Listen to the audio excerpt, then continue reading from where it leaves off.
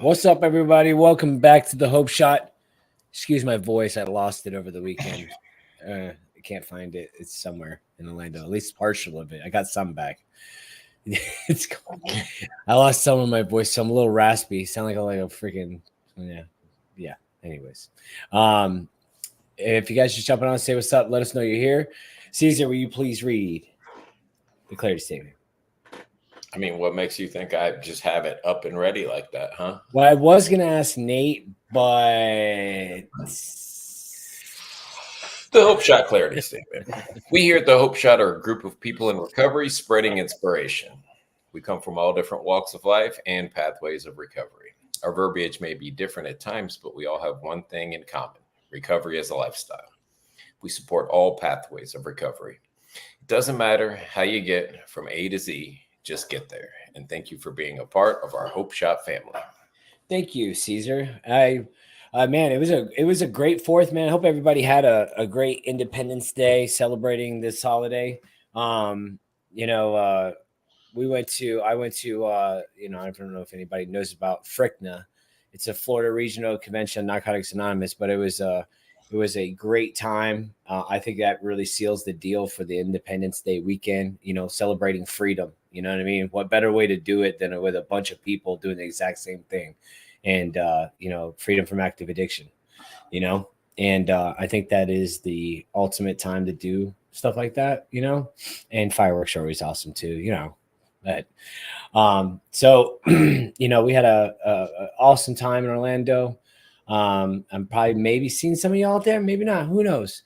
But it was a great time. So today we're gonna jump right into the topic. Well, actually, I'm gonna say what's up to some people real quick. We got Mike. What's up, Mike? He said, "Hi, everyone. Hope everyone had a safe holiday, enjoyed your weekend." And we got Christina. Hey, fam. Hope everyone had a wonderful Fourth and a great weekend. Shared. Appreciate you guys sharing. Yeah, if you guys jumping on, make sure you say what's up. Let us know you're in here watching. Don't be shy. Don't be shy. And then tonight's topics. We got my beautiful wife in the comments. Thanks, babe. Good to see you. Tonight's topic is going to be how to keep the spark in recovery. And it goes with the 4th of July pretty damn well, huh? And no pun intended. I don't think that was on purpose either. But this weekend, these convention, these events, I shared about it on my home group on Thursday. I shared about, like, why do we go to these events? And I'll share a little bit of here because it was so, like, sometimes the words that come out of my mouth, I'm like, what the fuck, and it's like when I'm sharing, it's like sometimes I'm like, damn, that it makes sense, like I remember when I first got into recovery, like I had like 3 days and I went to this event. It was called Unity. It was Unity Day for a different area. And I had 3 days. I was still withdrawing. I was still like sketched out, like out of my mind, like just crazy. Right. And I just didn't feel like I didn't want to be there. I did not want to be there at all. And I've done this a million times over and over and over. I've been to this, I've been to that, I've done this, I switched this up, I mixed this, mixed that.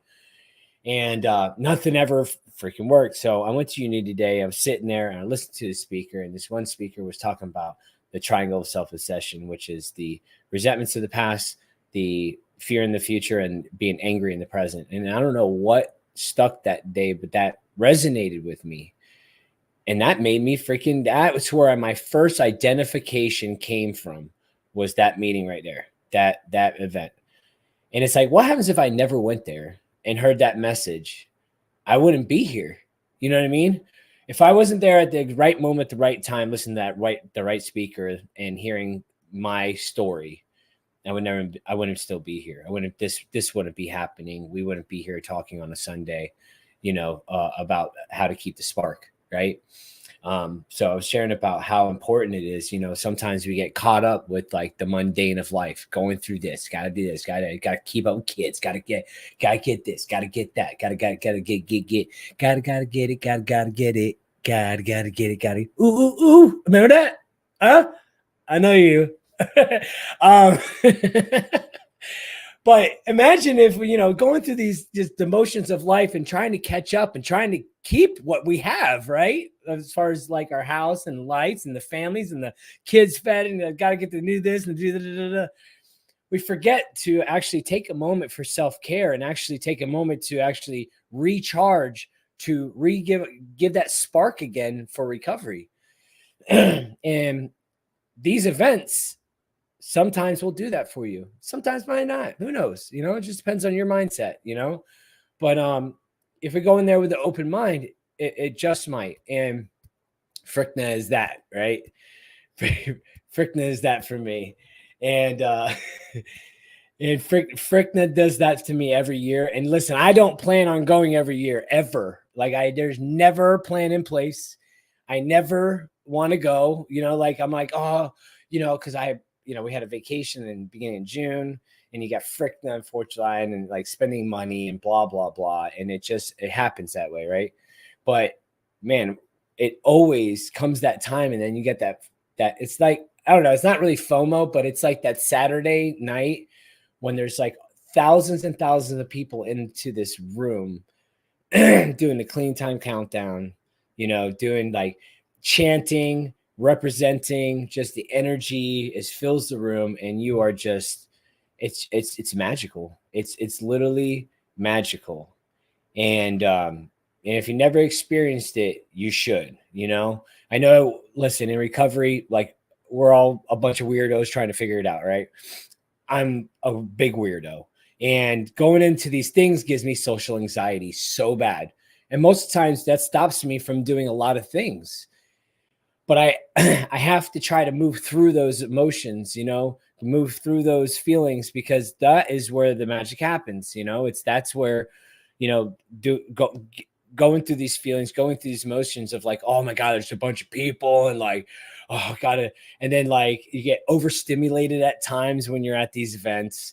Like I get overstimulated. Oh my God, I don't know what to do. I don't even know what to eat really. It's like, and you're all over the place. But it just, once you get to experience that one time, that one thing, or that one thing that somebody says, that one breakout session or workshop or whatever, you never know when you might hear that message that's going to be like the deal breaker for you, that seals the deal for you, that makes you want to stay.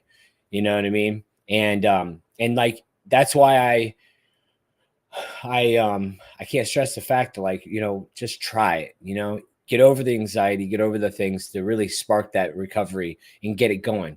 Because some people are like, I don't know if this is for me. I was the same fucking way.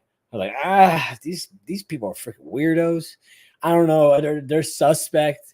I don't really know if this recovery deal is for a guy like me. Right. But when you finally go to those things that actually do it for you, man, that's it is life changing, life altering. That's where the magic happens. And that's why I can't stress it enough. And it was my sister went for the first time, and I had to push past the anxiety and step out of my comfort zone, but so glad I got through it. It's everybody, everything you do in life that's new, brand new, that's not in your comfort zone. That's like, man, drugs and alcohol and disease of addiction wants to isolate me. So I am, I don't know what it's like to be around people without a drink or a drug. I don't know, I haven't experienced that. And most of the time I have to be on something to be that person that I once was.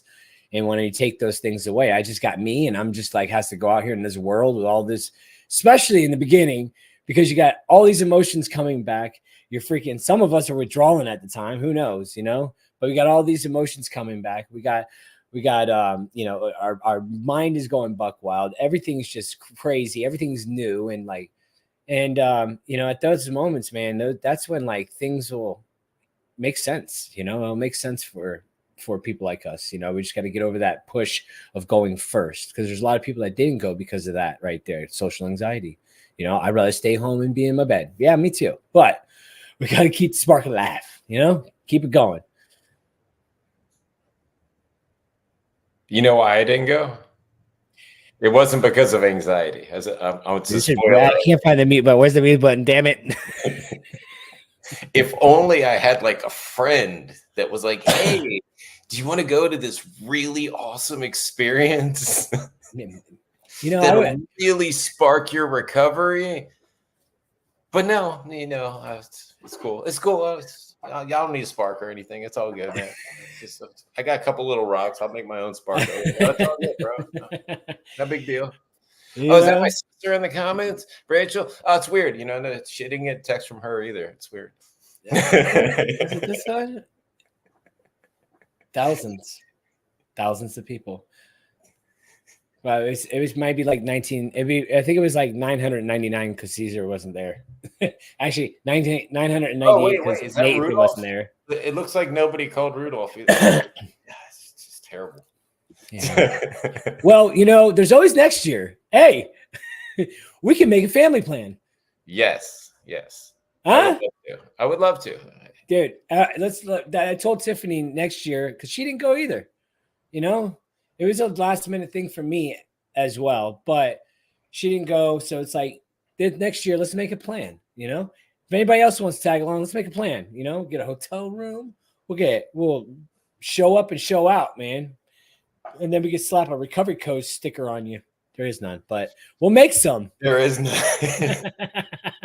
How about a hope shot shirt? We could just do that. I passed out bracelets.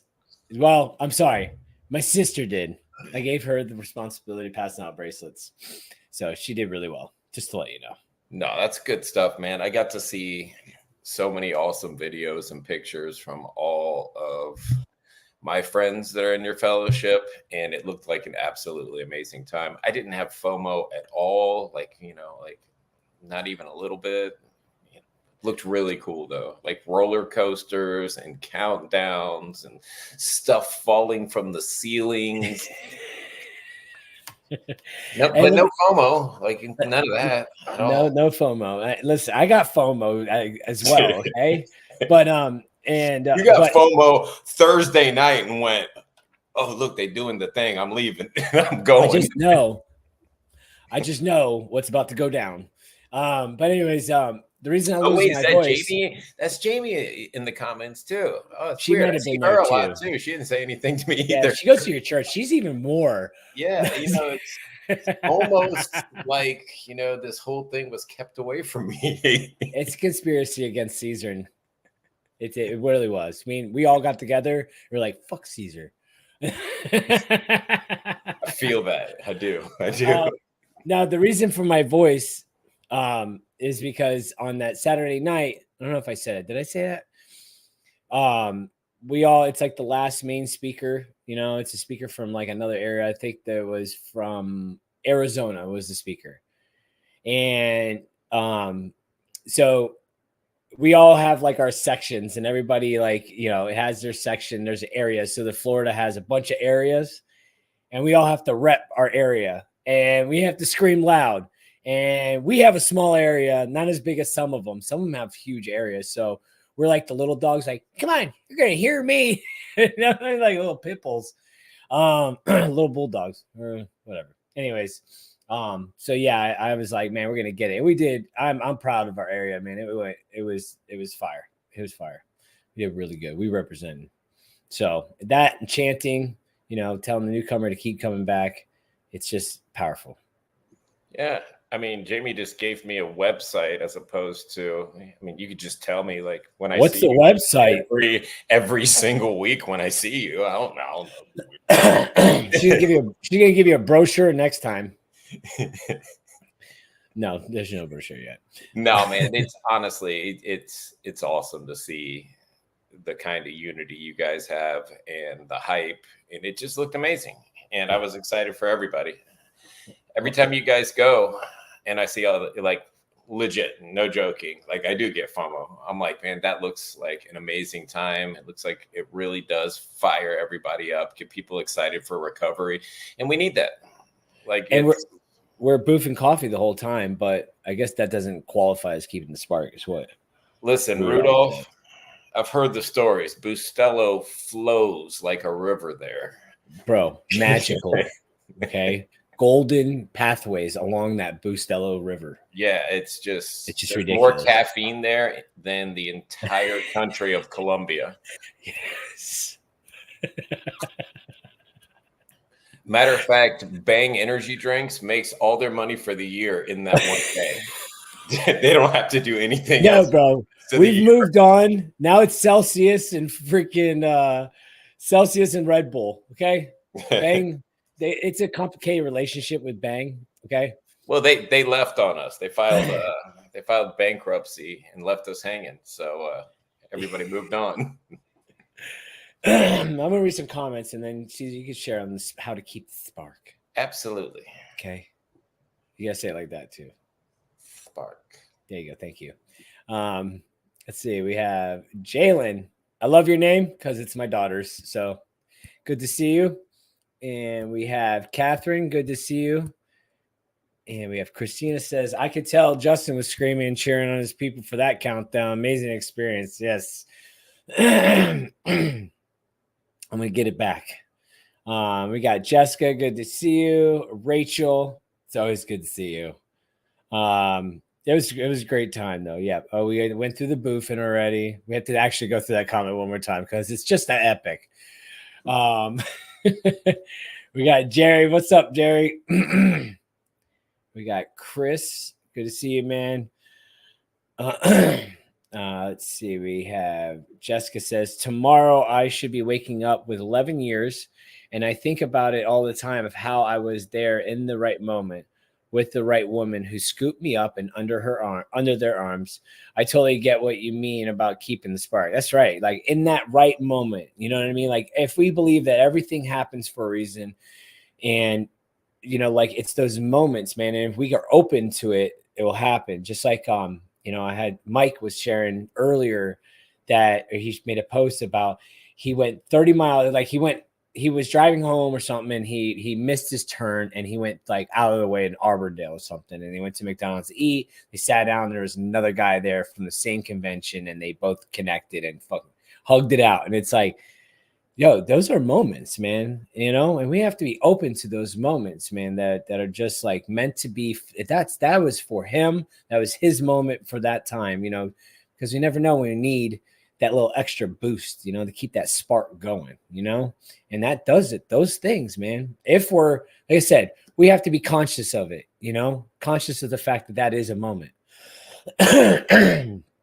Let's see. We have Jessica. Hey, watching from Texas, waiting on this hurricane. Oh, prayers for safe to get through that thing. Luckily, it's not as bad as I think it is, and I haven't watched the news much, but I think it's just tropical storm, like maybe a low hurricane, maybe. No, I don't know. Please fill me in. It's smashed into Jamaica, I think, at like a Cat 5, and then slowed down. But it's still going, I think, right at the Houston area. Yeah, well, she's in there. So prayers for safety, and yeah, and thank you for being a part of our recovery too. Let's see.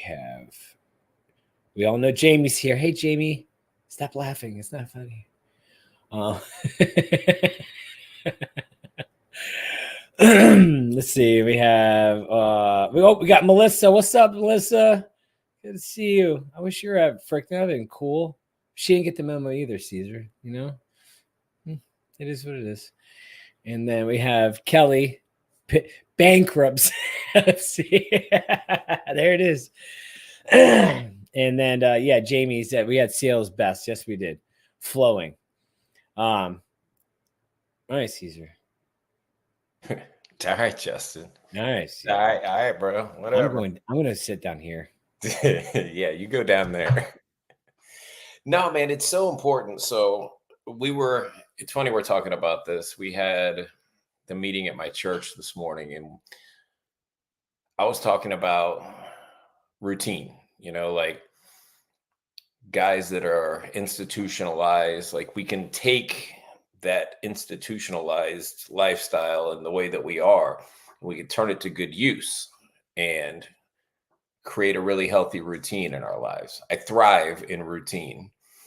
And then somebody rebutted that and goes, yeah, but if you're just routine, if just the routine is the deal, you know, that gets stale really quick. And then you're just going through the motions. And that is why this topic's so important, because I don't want to just be going through the motions. You know, I don't want to just be checking off boxes every day. So I have to find things that keep things green, that keep things exciting. And, you know, like what you guys just had is my thing is, you know, that new meeting at the church that we've had is completely like sparked. I apologize for the slurping noises coming from my left. My dog's just hosing down water. But that meeting really sparked something in me. There's a lot of new people that come in from the halfway houses that have no experience with the church, no experience with the steps, no experience with recovery. And I get to be that introduction. And that excites me. And I get to see people walk in there in their first day, like, hey, I just got out of Baycare and now I'm in this sober living and I'm giving this thing a try. And, you know, this is the second time that we're going through, almost completely through the second time. And those same people, you see them in there and they've got jobs and now they have something to share and they have some experience with recovery. And you just see them brighten up. And like, that's one of the cool, I'm sorry. Hey, Kelly. My dog's just going absolutely nuts over here and I can't even pay attention. Anywho, that's the stuff that keeps it green with me is newcomers, just interacting with them. I can't. Hold on. I just gotta open the door. He just wants to share. He just wants to share a little bit. He's like, I'll show you, Spark. Like he is demanding. He wants what he wants, and he will not accept anything less than right now. He wants it, and he wants it now. He belongs. He belongs. He drank his 32 gallons of water, and now he wants to go outside and get rid of the 32 gallons of water.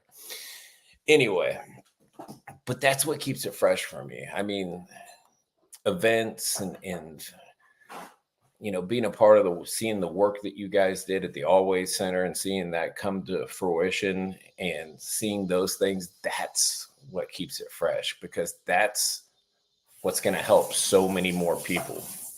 It's just, that's the stuff that gets me really excited.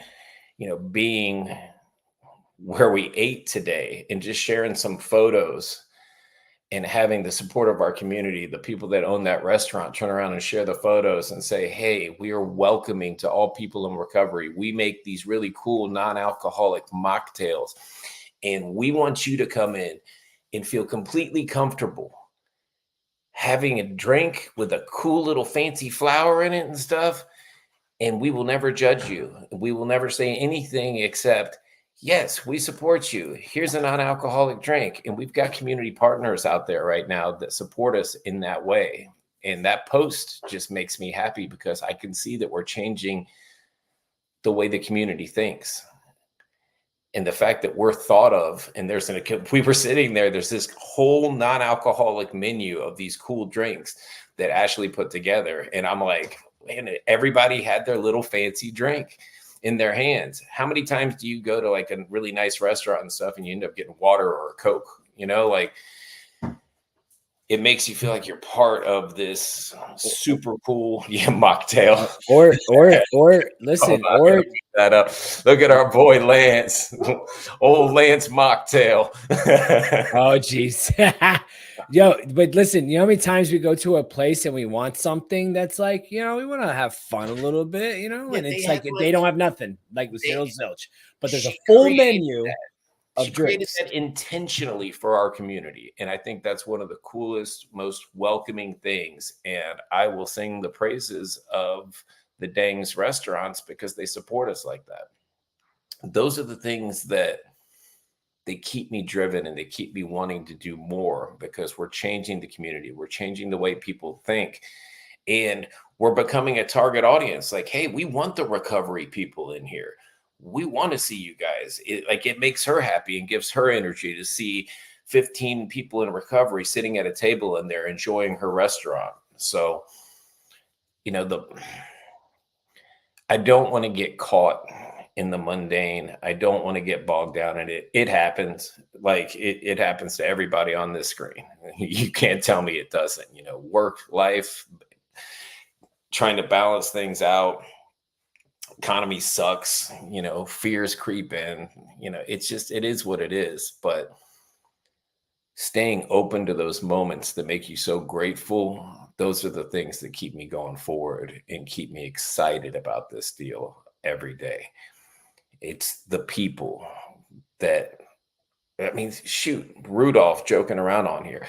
The fact that we reached a Rudolph that has grabbed onto this thing, and look at how much he's grown up because he saw the hope shot. That's like the most incredible thing ever, that we had that kind of an impact. Those are the things that make me excited.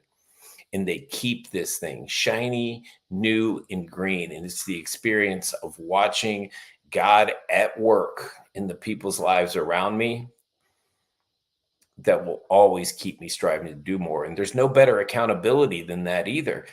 Like, I want to maintain the best, highest level of recovery that I can, so I can be attractive to the next person out there that goes, man, I want what he has, like it keeps me on the straight and narrow. It keeps me striving to be a better person each and every day.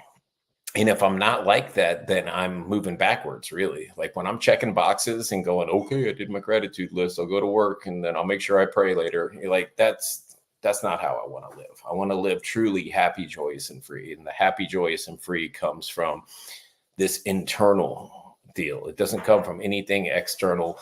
It comes from my connection to God and seeing his kids get well because of what this deal is doing to, like the power this thing has. And the fact that we have a platform. How about both of y'all? Do you ever go, oh man, it's 6:30 on Sunday. Oh man, I got to get on the Hope Shot.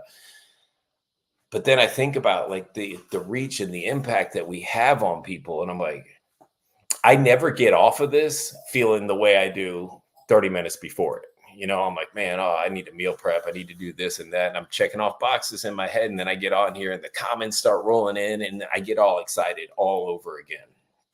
So just in frequent contact with newcomers, which I was missing for a while, here and there, but that meeting where I hate to say it, where these halfway house guys are forced to go. I'm grateful that they're forced to go there and I get to see them every week, and it just warms my heart. And seeing people from the past that I haven't seen in 11 years pop up in a meeting with a chance to get this deal, that stuff gets me super excited. And, hopefully a year from now, I'll be on the Hope Shot talking about how awesome Frickna was. If my friends remember to invite me, that would excite me too. Calling you all out. It's a done deal. And don't forget to invite Rudolph too. I want everybody to be here a year from now. Okay. Exactly. And if he stands us up, that's it. We're gonna picket his house. No. And we're bringing Rudolph because we can't have him sitting over here in Pasco County boofing espresso, sad because he's not at Frickna. That's just wrong. We won't have it, and we're gonna. If we could roll deep in there, Hope Shot, that would be super fun. That would be awesome. We could buy shirts. We could buy shirts that says Hope Shot Family. Yeah, we don't even have to buy them. We could just have them made. Well, I guess that is buying them. That's buying them. You got to buy. You got to steal them? I might. You'll know. You'll know me. Old habits die hard. I get it. It happens. No, but you know what I mean? Like, it's experiences like that. I've been to conferences, and I'm not going to lie, man, mine were not as fun as y'all's, you know what I'm saying? They just wasn't as lit as what y'all got going on. So I got to get a little piece of that action. I would love for you guys to get all y'all, all of us, man. It's what used to really. And Kenzie says she co-signs it. It's happening. You got to do it now. Look, that's Kenzie's another one that I see like pretty regularly. You could have told a homie. They only brought me for my own safety. Yes. Actually, 100%. That is what the back of your shirt's going to say. And then everybody else is like, I'm with him. I'm with him. I'm with him. So you remember early on when we'd roll to Ocala and do an event, and we'd roll over here and do an event? Like, that stuff was fun. It was like guerrilla tactics, hope shot style. Like, we need to get back into doing some things in person and getting. All right, no, I'm not going to say we. I need to get back into doing some public stuff with you guys and get my head out of my work game. Ass? I mean, that's what I meant. Work I game. said work. I said work. Jamie keeps like putting links and telling us next year. I get it. You got to remind me next year, not now. She put your link everywhere. All aboard the Hope wagon. That's it. That's it. We're gonna roll deep. Look at a bus. Yeah. Anyways, all right, man. Yeah, next year. So it's happening. All right. We'll get a whole floor. Hotel room. You're shooting for the stars, but let's do it. You gotta shoot for the stars, man. Excuse me, we need the whole top floor of the Rosen Plaza, please. We need the 6th floor, just because I don't know. Number 6 is good. It's lucky, maybe, right? No, wait, maybe not. 8, 2. Yeah, I like 8. I like 8. What about 2? I like 2. Okay, let's do 2. Nate, what do you think? 2. Okay. Nate, just jump on. We're kind of just talking. Yeah, I know. Like there's really no rhyme or reason to this tonight. I know. I was just letting you guys go. We're having fun, but I want to have fun with you. Jump on in. There's a lot of boofing talk, man. I was like, jump on the wagon, bro. We talk about boofing on here. What do you think, Spark, bro? What do you do for the Spark? All right. I don't know. Caesar talked about a lot of what I was thinking about too. I did that on purpose to mess you up. Oh, you didn't mess me up. No, I'm kidding. It's hard to do that. No, but I mean, if you're in this deal, you know what keeps you in it. You know, it's not that complicated, really. We make it complicated. You know I do. You know, Caesar brought up a really important point. You know, we come in here very on fire. You know, doing willing to go to any lengths. You know, hitting many meetings, going to the events. Just in it, right? I hope so. That's how I know all of us on this screen came in it, and then inevitably, if you stay in this deal and do the work, you start to, receive blessings. You start to get the jobs, you start to get the businesses, you start to get the responsibilities, and shit gets busy. Life be lifing, man. And it's easy to get distracted. I know I've been working with a new sponsor for the last few months. Oh shit, almost a year now. Huh. Look at that. Anyway, because I needed something fresh. So, sorry guys. See, life be lifing, man. You can't stop that shit from happening. Yeah, how do I stay relevant? How do I stay on fire for this deal? Like when my life was burned to the ground, I knew I had zero options, and I was hungry for change. I was desperate for a connection to a group, to a power that I didn't understand, to life, to a community. The very thing that I had been estranged from for however many decades. I longed to be I long to be a part of, and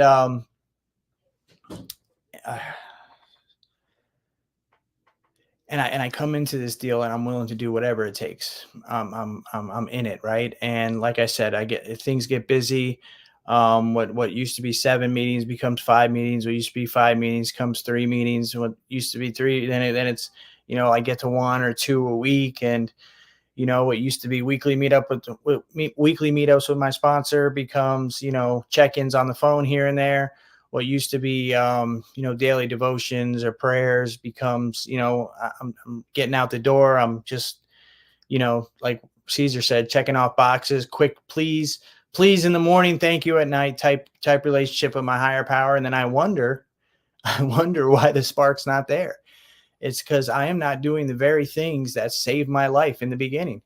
I need to stay on top of my daily maintenance. I need it in our literature that it says, I have to perfect and enlarge my spiritual life on a daily basis. If I'm not doing that, I become very stale. I become stuck, and for a guy like me, in that space, I start to regress. I start to, my defects come back and um, full force, and they're just all over me. And and I know I needed a spark. I needed a spark like a year ago. I was, I was on the road a lot. I um wasn't connected really to my fellowship, wasn't connected to, I wasn't home at all really ever. And when I was always like waiting for the call to be back on the road again. So um, I wasn't really, I had a sponsor, and I talked to him frequently, but I wasn't really in the steps. And most importantly, like Caesar said, I wasn't working with any newcomers. And I felt the effect, I really felt it. And so, yeah, there was some major shifts that occurred, and I got off the road, devoted myself full time to this organization that I'm so blessed to be a part of. And I focused my energy on working in my community rather on the road all the time. And, got, switched some priorities, got busy. I changed home groups, which was a difficult thing because I'm like Caesar, and I know I'm like Justin's the same way. We're creatures of habit. I go where I feel comfortable. I love familiarity. I love, routine. And and it's like the analogy of the frog in a frying pan. You could put the water on boil, and the frog's not going to jump out until it explodes, right? That's me. And I need to get out of my comfort zone. I need to keep the spark alive. I need to keep doing the things that got me sober to begin with. Yeah. So I changed home groups, changed sponsors, got back in this work. And most importantly, I started to, prioritize, this relationship with my higher power. The please and thank you vibe was not getting me where I wanted to be, or where I believe that where that spark is like ever burning, and that flame is, always warm and comforting. And I started redefining that relationship and devoting more time to it. I probably said it on here before, but I heard this speaker. He's like, yeah, if your higher power was your girlfriend, would she be mad about how much time you spend with her? And I was like, fuck. I'm like, a year ago I could absolutely say affirmative, because I wasn't spending much time, really plugging into this thing that ultimately saved my entire life and continued to, give me all these blessings, And so I just started I'm like, how can I create a space to, to have a more intimate relationship with this power? So, I just doubled down on stuff that I did in the beginning, maybe not to the extent I do it today. But the difference is, back when I first came in here, I was just following instructions. I didn't really know what I was doing. I was just doing what I was told. And I didn't understand the power behind the suggestions I was giving, when followed thoroughly. And that's the difference now. Because from working with others, I see the power in the very suggestions that were given to me. And and now that I'm, when I get up and I pray and then I go through all my books and I, take a minute or two and do a little meditation, and then I write, to my higher power, a letter, journal every morning. And then I get in gratitude, and then I get out of bed. This is all before I get out of bed. Right. And and then throughout the day, you know, and you know, we someone had mentioned, you know, maybe that stuff could get, you know, monotonous, you know, and lose its flair. But I don't know where I'm at today. It just keeps getting better. You know, the closer I get to this power, the more excited I become, the brighter my life is. That spark is burning even greater today. And it never ceases to amaze me that when I prioritize this relationship, everything in my life just kind of starts to align. And I know that you know, in the transition and starting to work with others, you know, I started to just you know, I started to get excited about recovery again. You know, not to say I wasn't excited or passionate about it before, but it's different now. You know, it's taken on you know, it's taken on new meaning. It's taken on it has a different color to it. It has a different shine to it. And you know, where I was like, you know, I have to go to this meeting, you know, or oh man, I gotta go to this meeting. I gotta go to my I'm like genuinely excited to sit around a group of guys on a Friday night and talk about recovery and God and you know, or being vulnerable and being messy and all these things that it's, you know, it's just wild how yeah, I come in here desperate for change, and then I'm given suggestions, given instructions, and I follow them because I have no options left. I'm out of ideas, and then you know the blessings come and life gets busy, and I start to forget, you know, like the very thing that saved my life is the very thing that will continue to grow it, you know, and that is you know, just not you know, we hear conscious contact with God. Like I need something a little bigger than that, you know, because I've all like since I've been in this deal last 6 years, I've had a conscious contact, I believe, but this last year I've grown, I've developed an intimate relationship, and that has what relit, you know, my spark. That's what keeps you know, that fire burning for me. And I think it's also important to like find, you know, for me to keep my spark also is, you know, to find your passions outside of the rooms, you know, to um you know, I felt like you know, there's different schools of theory that were, you know, like meeting makers make it and da, da, da, you know, and there's people that, you know, live and die in meetings, you know, 7 meetings, maybe more meetings they're at. But for me, I got sober to experience life, you know. I got sober to you know, to practice these principles in all my affairs, most importantly in home and with my family and with my community.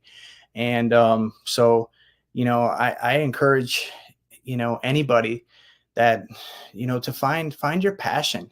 What are you passionate about? What do you do? Like I know I am so blessed to have discovered surfing, and you know, and the I work really hard. My life is really busy, but I also, if the stars align and the waves are up, you know, me and my girlfriend are on our way to surf like once a week, you know, and just get away and go connect to nature and connect to the ocean and, you know, the adventure of it.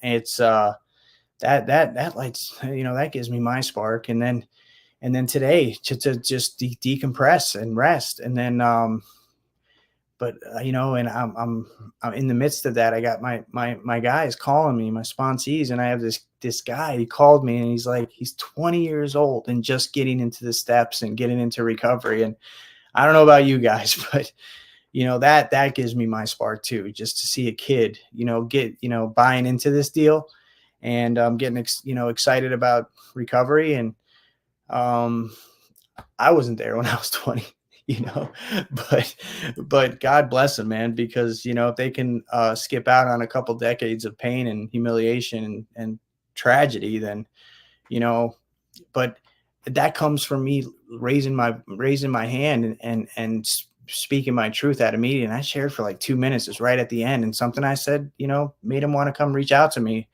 and get my number. And that's what this thing is about. Justin said something really important. He was talking about this moment that our friend Mike had experienced, but how can I become open and aware to these moments occurring? That I have to have a clear channel from me to my higher power, in order for me to see, how this power manifests in my life. I have to be open to it. And how do I become open to it? I have to connect to it, and as much as I'm disconnected as much as I can't see. And, when I'm plugged into this deal, I see evidence of my power, just orchestrating everything. Nothing, it's no longer happening to me. It's happening for me. I had this experience on Friday where, I was a mess. I don't know why I was a mess. I was struggling with some insecurities and fears and stuff, and, all morning and then I get a call, my work truck kind of blew up and my friend was borrowing the truck, and I'm like, man, thank you. He's like, what do you mean? Thank you. And I'm like, bro, you helped me get out of this other thing and bring me back down to reality. I see the lesson. I see how this power works. That's what keeps the spark for me, is this power and having in the space to share what this power is and how it can transform your life if you allow it to, with others, and not just newcomers, but to, my loved ones, to my dad, to strangers, to the homeless guy, that I see everybody drive by and I give him a $20 bill, and I'm not doing that for attention, but I'm just saying, like, just treating everybody with love and compassion and all my affairs, and for me, that's the spark. The spark for me is love. And that love comes from my connection to this power. And, the importance of doing the things that make sure I stay connected, to keep that channel open so I can see how this thing works and to, share it with others. And And Nate, something you said real quick. Something you said. It's like when you shared for those 2 minutes, and that was somebody said, I want to touch on that real quick, because there's a lot of people that hold back something that they have, because they let insecurities win, they let the dark side win, and it's like, man, you're holding back that spark that you're supposed to give to somebody, and it's like, you got to move past that shit. You have something to offer. I don't know who's sitting out there that does the exact same stuff. You have stuff to offer, and you need to share it with the world, because you never know when somebody might hear what you have to say, and that little minute or two that, like Nate shared, could change their whole existence. You know what I mean? It literally, just like that dude that spoke, on that stage, when it changed my whole mindset, and I finally got it. So I need to say that, because there's a lot of people that do that and hold back. They hold themselves back from the world when you need to be sharing your gifts. You need to. It is very important. Is like, that's how you give your recovery away.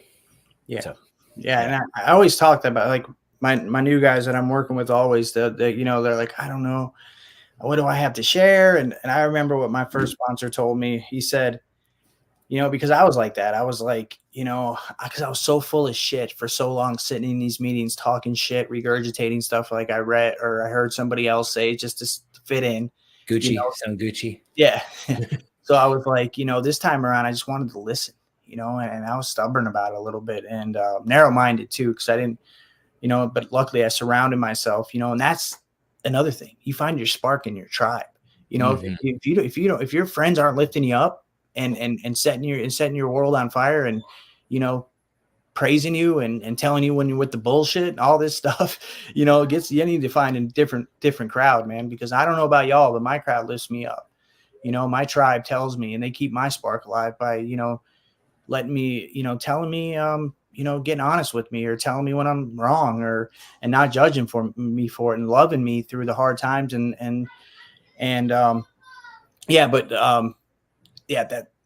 that's what my sponsor told me. He said, Nate, if you ever don't know what to say, just all you got to do is talk about your struggles. Somebody can always relate to your struggles, and that shit stuck with me because, I've sat in a meeting with guys that have 20, 30, 40 years. And this guy that comes in and has 2 days, he says something and I'm like, wow, I needed to hear that. I need to hear that shit. They don't, we don't, like, what a lot of people don't understand is as soon as you come into these rooms and start doing this deal, you are already of service. You have some parents that aren't stressed about you. You have some kids that might be, not losing sleep because their dad or mom are coming home tonight. Your community is better off because you're not stealing and pillaging it. The list goes on. Everybody feels a little bit safer. Yeah, you know what I mean? And you have a voice, man. Like your story, you talk about your pain. I need to hear that shit. 6 years removed from this, I would like to say that I don't ever forget about it. But when I come in and I hear some raw shares about where they're at and what's going on in their life, I don't know if this is selfish, but I'm like, damn, that's me. And I'm not him anymore.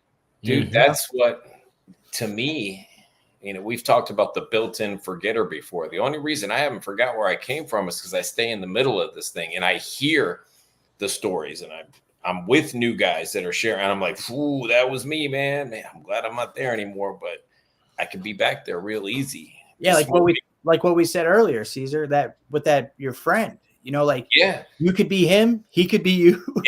That could have gone the other way real easy, Yeah. And then I see it and it takes me back to 11 years ago. We were sitting in the same rehab together, had the same exact shot, and the paths just went two completely different ways, and thank God that my path is the one that I'm on. But we were talking, I was dropping your bombs this morning. Like we were talking about this relationship.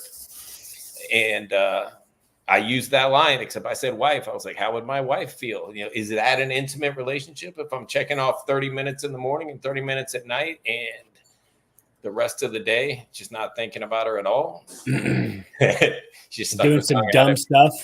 But you know what I'm saying? Like, that's not a relationship. And then Anna shared some great stuff too. It's like that if you're continually seeking and getting to know this thing, it has to stay green because I can't comprehend really and truly my higher power. I can't wrap my head around it, nor do I want to, because if I can fully conceive of it, then that power is not great enough for me. You know what I mean? Like if I can just understand God, like I know God, like I know God really well. The heck I do. Look, Anna just popped in. She is. Anna, just to let y'all know I'm here. Dropping bombs, and like changing my way of thinking. And she is so good at explaining these big spiritual concepts in a way that I can understand. Like, don't box your higher power into your routine. Like God doesn't care if you want to do something at 6 a.m. and you got something else scheduled at 8 o'clock. He would like your full attention throughout the day, and that's, that's something I can keep growing towards and always keep growing towards till the day that I die, because I'm never going to fully understand this power, nor do I want to. Yeah. And it's such a blessing to sit in there with guys from the newest of the new guy to the guys that have a couple weeks that are just getting comfortable opening their mouths. And Justin, like what you said, I was told the same thing. It's you have to open your mouth. You might be the one that's carrying the message for somebody else on that day. And then the only thing my sponsor told me that was different was, he goes, if you have to really think about it, that's ego. Mm-hmm. Like, if you've spent half the meeting formulating what you're going to say and really not listening to anybody else so that you can sound really good, that's all ego. Mm-hmm. Just share my experience from the heart. And I don't really have to think about that because it's my experience. I lived it. I'll listen to the topic and the way the discussion's going. And if I have something to add, I'm definitely going to add it. And I learned one other thing. I don't know if you might be able to, let me point that way. You might be able to relate to this, Nate. I went through this like phase of I'm only going to share a solution. I hate You know, that shit. she said, I hate that shit. And that makes me unrelatable Correct. Yeah. to the newcomer. And everybody struggles. It makes me unrelatable if I'm just like, well, page such and such, and this tells us to do this. Oh, My geez. experience with that was, you know, and I'm just the shining example of doing everything perfect. I lead off with my mistakes. Like, man, I've screwed this whole thing up. Let me tell you how I screwed it up. But today, and then it segues into doing it the right way. But if I don't share the mistakes, I'm unrelatable. Like the way that I shared like 4 or 5 years ago, if I was a newcomer listening to that guy, I'd have been like, well, that ain't the guy. That guy's got it all together. He's completely unrelatable. You know, and on the inside, I ain't got it all together. I'm just leaving out all the messy stuff and only telling you the outcome. Like this, oh, I mean, it's a beautiful life. I did this and now I have this. And I left out all the in between, you know, all the failures and the learning and the lessons and all of that stuff. It's so much more important to me today to have a message that somebody can relate to, hear, and get something out of, see my faults, all the things. Like all of that's more important to me than how I look when I share. I don't care how I look anymore. It doesn't matter. My story is my story, and it happened the way it happened. And I'm still sitting here, still in recovery. So something had to go right. Yeah. You know, I there's moments when like I'll have this, like I want to share something, and then by the time like I'll start to overthink it, right? And I'm overthinking the whole time. I'm like, oh, I'm gonna share that, and then by the time time's up, and I wanted to share something. Like even sometimes I struggle with stuff, and I want to share something I'm struggling with because something got brought up or whatever. But I'll overthink the whole process of trying to share that thing, you know. And I always feel like, you know, if something comes, like there's times when there's no inclination of wanting to share at all. Like I have no desire to do anything. But then sometimes I have those strong urges to share on this topic. You know what I mean? But then my mind takes over and brings me into this far off land of Gucci-ness, right? The land of Gucci. And it's a roller coaster of Gucci-ness that I go down, right? Because I'm like, oh yeah, I'm gonna say this, that, and the other thing, and get this, that, and this, that, dot the T's across the I's. And then by the time it's like, what the fuck did I just do? Yeah, you know what? Nothing comes out. Yeah, it's called self-centered fear. I know exactly what I want to say. It's really important, but hold on, let me refine it in my mind to make it super polished. And then it's like, oops, just Gucci'd that. The land of Gucci. That's what that was my rehab thing. Gucci on the outside, Kmart on the inside. I thought as long as I look good on the outside, I was good. And that was the exact opposite of what was true. Because as long as I'm good on the inside, then truly everything is good. This doesn't matter. Yeah, I think also, Caesar, something you just said reminded me. Like, I was just talking to one of my guys about this a couple days ago about, you know, they're struggling with the God idea, you know, a higher power idea, and what I told them was like, I believe it's in that space where I'm struggling with this deal, where I'm messy, where I'm making the mistakes, where I'm questioning, bro, who are you? Like, show yourself, you know, like in that internal struggle about what this power is and who it is and what it is. I believe my power is most present and alive in that space. Like, you know, if I can just, you know, it's good, you know, that's why, you know, we talk about, you know, the maintenance steps, you know, you better, I better be applying all these steps in my life, because I think step 2 is one of the most important steps. I always be coming to believe, you know, coming to believe means that I don't know what this fucking thing is.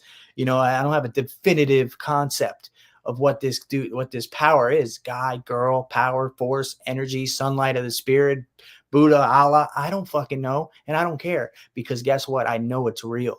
And it evolves. It changes. It takes different forms, different meanings, only when I'm actively seeking it, when I'm questioning it, when I'm, you know, in the mess, when I'm like, that's when this thing's, really comes to life for me. And I love that space, that I think that's the most important space to be in. That's why I think, like what Caesar said, it's, if I'm not sharing that mess or those struggles, that's where my power, is really busy. Yeah. Well, man, has been a great episode. It's always a great episode. I feel like I know we're past time, but read it. There was a bunch. Tim, just give me a minute. Just a minute. Zip it. www.com. I am Caesar. You want to read? You know what? You want to read some comments? Hey, look at this. This is our good friend Chris. She said hi. Hey, what's up, Chris? So good to see you on here. Let's see, who else do we? Is she waving at us? No, I was waving at Chris. No. Wow. We're not. Wow. She's sick of that. I don't know who Chris is, but she must be damn important, and I'm upset now. You are correct. She is damn important. She's my old school recovery friend from when I first came in, and she just moved around the corner from us. Cool. I live in Spring Hill, that's why. So let's see. I love this. Karen says, my tribe doesn't co-sign my BS. They lift me up too. That's a good tribe right there. But they lift me up too. But they lift me up too. Yeah, but having somebody to hold us accountable and tell us, hey, you're full of crap. That's awesome. Let's see. I'll put Anna back up there. Yeah, Anna was in the house this morning dropping bombs, and I appreciate her. The Lord's house, actually. Anna has also inspired me to get creative again. So I'm in the background doing creative stuff. Oh, shit. Let's see. Who else we got? Oh, Rachel, you guys sparked my recovery for the new week ahead. Thank you. Thank you for tuning in, because there wasn't nobody on here. I could talk to these guys on the phone or in person on a daily basis. So thank God there's some people in here. Wait, here we go. Did you get that one? No, I'm going in the opposite order, but go ahead. Which one? Go ahead, read some. We'll tag team it. Susan, in 4 days, we're going to congratulate you. Okay? I'll congratulate you on almost being there. Congratulations. I wanted to read. Where is the other one? Oh, this one. Matt, what's up, Matt? What up, guys? For me, it's important to change it up once in a while. My meeting schedule, my morning routine, daily disciplines are extremely important, and I don't want to get stale. Nope, no stale. Not like a cracker. What you call me? I knew that was coming. Yeah, Rudolph. That this was powerful at the walk. So one of my favorite photos I've ever taken is the one I took at the recovery walk. The guy had 8 days, and the couple wrote in the book, "Your journey has just begun." That couple had 40 years in recovery. It was probably one of the most impactful photos I've taken since I started, and that was such a cool moment. And one of those guys is not with us anymore. So Ed, that had, I think, like 46 years when that happened, we lost him, not in a bad way. He just got old and he left us. But the regular stuff. Well, just life be life. Yeah. But Ed was just a beautiful person that was one of those pillars in our community that he was always there. Every sober event, everything, Ed was there. And very close friend of one of my favorite people on earth. And that's how I got to know him. And I'm just grateful that we have those old timers that laid the groundwork to make it so easy for us. Yeah. Predecessors. Let me see. I'm not going to read any more of the comedy. Yeah. That one. That's 4 years ago today, my husband got high for the last time. Fentanyl changes everything. R.I.P. Billy Washington. That's from Erica. Absolutely. Fentanyl did change the game. I can't take it off because I don't know where that comment is, Justin. I'm sorry. You don't have to be sorry. Right. Listen, Melissa says, Anna was on fire. Yes, she was on fire this morning. And she picked up 7 years on July 1st. Congratulations, Anna. I got to be there for that. Congratulations, Anna. All right. That's all I got. That's all we got. It's a wrap, y'all. Hey, thank y'all for being here and listening to us and being a part of our recovery today and helping us get our spark, because your comments help us too. Give us that spark that we need to set us off for the week ahead.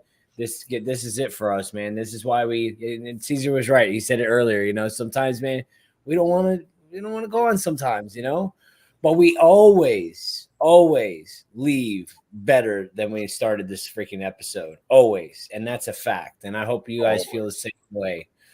But yeah, and you know what, let's little leave behind was, find out what's something you can do to spark your recovery, man. It's maybe share.